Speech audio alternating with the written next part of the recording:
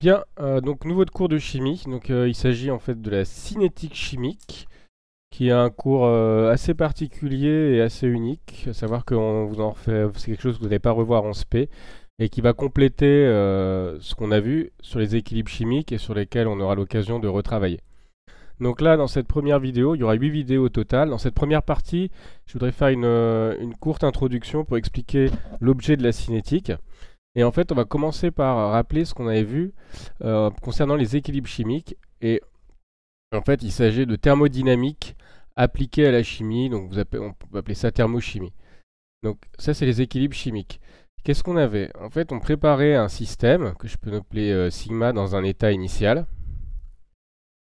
Et l'objet, les outils en fait de la thermodynamique appliqués à la chimie nous permettaient de prédire l'état final de ce même système. Et notamment, ce qui nous intéressait cette année, nous, c'était la composition chimique finale.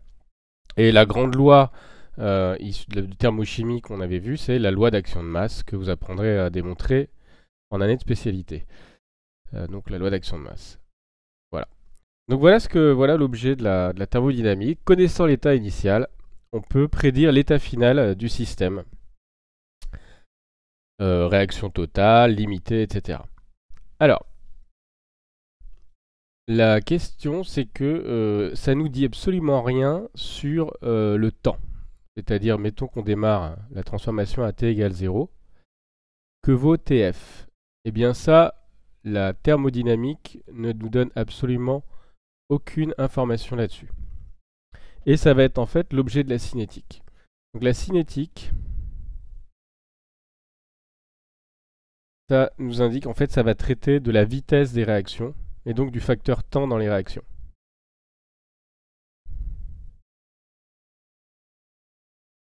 Voilà, et c'est la seule fois où on parlera du temps. Alors, je vais prendre un petit exemple qui va montrer en fait l'insuffisance de la thermodynamique. Alors, il y a vous connaissez en fait le carbone, l'élément carbone, et donc l'élément carbone, il peut former deux types de cristaux. Il peut former du diamant. Voilà. Donc ça, on sait que les diamants, ils existent. Et on en fait des bijoux. Donc le diamant. Donc ce que je vais noter, donc diamant. Et ce que je vais noter, c'est que du carbone. Hein, c'est un cristal de carbone. On aura l'occasion de voir sa structure dans le chapitre 3. Pardon, diamant avec un T. Mais vous connaissez aussi le graphite, qui est aussi un cristal constitué uniquement de carbone. Donc ça, c'est du carbone également, mais sous forme dite graphite. Donc c'est un autre type de cristal qui n'a pas du tout les mêmes propriétés, à commencer par exemple par les propriétés optiques, puisque le carbone il est opaque alors que le diamant est transparent. Très bien. Et en fait il y a un équilibre entre ces deux formes, c'est-à-dire que l'un peut se transformer en l'autre. Que nous prédit la thermodynamique? Que nous dit la thermodynamique si on envisage cette transformation? Eh bien, la thermodynamique, elle nous dit tout simplement que la réaction est totale, c'est-à-dire que le diamant ne doit pas exister. Voilà. Le diamant n'existe pas. C'est ce que nous dit la thermodynamique. Or, expérimentalement, hein, l'expérience, elle nous montre que le diamant existe. D'accord? Et ils existent. Et ils ont l'air d'être stables. Donc, autrement dit, la réaction ne se fait pas. La réaction ne semble pas avoir lieu. La réaction qui est prédite par la thermodynamique n'a pas lieu. En pratique, d'accord? Donc la réaction prédite par la thermodynamique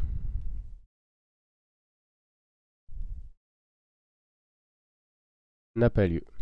Puisqu'il y a des diamants et ils ont l'air d'être tout à fait stables. Ils ne se transforment pas en graphite. Ok. Pourtant, si on fait confiance à la thermodynamique, c'est ce qui devrait se passer. Alors on répondra plus tard, d'accord? Donc la réponse plus tard à cette interrogation, à quelque chose qui a l'air d'être paradoxe. Est-ce que, est-ce que la thermodynamique elle est insuffisante? Est-ce qu'elle elle est incomplète? Elle ne prédit pas correctement? Donc voilà. Est-ce qu'il faut la remettre en cause ou la compléter? Donc plus tard. Alors, je vais revenir maintenant, je vais revenir donc à la notion de cinétique. Alors, qu'est-ce qui va nous intéresser? Eh bien, en fait, je vous ai dit temps, vitesse. Donc, ça veut dire qu'on a des réactions, expérimentalement, hein, ce qu'on peut voir aussi, c'est qu'on a des réactions rapides et des réactions lentes. Alors, lente, qu'est-ce que je peux donner comme exemple? Par exemple, la décomposition du peroxyde d'hydrogène. Donc le peroxyde d'hydrogène, en solution, on appelle ça l'eau oxygénée. Le peroxyde d'hydrogène, c'est H2O2. Et H2O2, en fait, il se décompose en eau, tout simplement, et en dioxygène. Et donc, si j'équilibre, si j'ajuste les coefficients stoichiométriques, ça va s'écrire comme ça. Voilà. Donc c'est des solutions, les solutions en pharmacie d'oxygéné, eh bien, au bout d'un moment, elles sont périmées. D'accord? Donc, parce qu'il n'y a plus cette molécule active, les peroxydes d'hydrogène. Puis il y a des réactions rapides. Donc, exemple de réaction vraiment très très rapide, quasiment instantanée. Eh ben, ce sont les explosions. Qu'est-ce qui se passe au niveau des explosions? Ce sont des réactions très rapides et exothermiques. Donc, les réactifs sont consommés quasiment instantanément. Et donc, il y a une très très grande quantité d'énergie dans un tout petit volume. Et cette énergie, en fait, va entraîner une détente brutale qui est explosion. Et donc, là, on a des réactions qui sont quasi instantanées. On a d'autres types, alors moins impressionnants, de réactions quasi instantanées. On a les réactions, tout ce qui est réaction acido-basique, se font très très vite. Donc, des échanges de protons, on va retravailler ces réactions. Elles sont quasiment instantanées. Voilà. Donc on s'intéresse au temps, à la vitesse de réaction. C'est la notion de temps qui n'est pas du tout abordée par la thermodynamique et qui est apportée par la cinétique. Et d'ailleurs, cinétique se rapporte au temps étymologiquement. Alors maintenant, je vais fixer, pour terminer cette introduction, un cadre et balayer un petit peu ce qu'on va voir.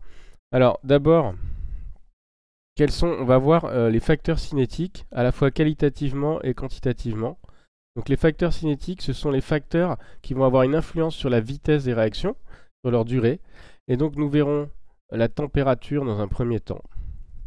On y reviendra, mais vous savez que la température joue un rôle très important sur la vitesse des transformations chimiques et le rôle des concentrations des réactifs.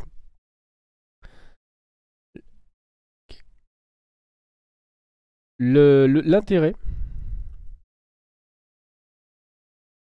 de la cinétique est lié à ça. Alors il y a un intérêt industriel. Donc alors on pourrait citer justement la conservation des aliments. Vous savez on refroidit les aliments, on les congèle. Je pourrais citer ça. Je pourrais citer ce qu'on appelle le rendement horaire des synthèses, c'est-à-dire comment produire vite une espèce chimique, etc. Donc tout ça, il faut aborder la cinétique. Il y aurait plein d'autres exemples. Alors intérêt industriel, c'est comme ça. Et il y a un intérêt que j'appellerais théorique, mais qui est aussi pratique en fait. En fait, qui est relatif à ce qu'on appelle les mécanismes réactionnels. Alors on l'abordera au travers d'une activité documentaire très rapidement. Qu'est-ce que sont les mécanismes réactionnels? Les mécanismes réactionnels sont en fait ce qui se passe dans la transformation, ce qu'on a complètement ignoré. Nous, on a pris un modèle de réaction chimique qui correspond à faire un pur bilan. Quelles sont les entrées, quelles sont les sorties? Le mécanisme réactionnel s'intéresse à toutes les espèces qui peuvent se former entre les réactifs et les produits. Donc, toutes les étapes en fait de la transformation chimique. On aborde vraiment ce qui se passe au cœur de la transformation chimique. Eh bien, ces mécanismes réactionnels, ils prédisent ce qu'on appelle des lois cinétiques. C'est-à-dire que si on propose un mécanisme réactionnel pour une transformation chimique, eh bien on peut on peut savoir si cette réaction sera plutôt rapide ou plutôt lente. Et donc en faisant ensuite des expériences, on va pouvoir valider ou non Euh, voilà, on va pouvoir valider ou non le mécanisme proposé. D'accord? Validation ou pas du mécanisme proposé, et on fera une petite approche documentaire sur ce thème-là. Enfin, je vais terminer sur le cadre. On va se limiter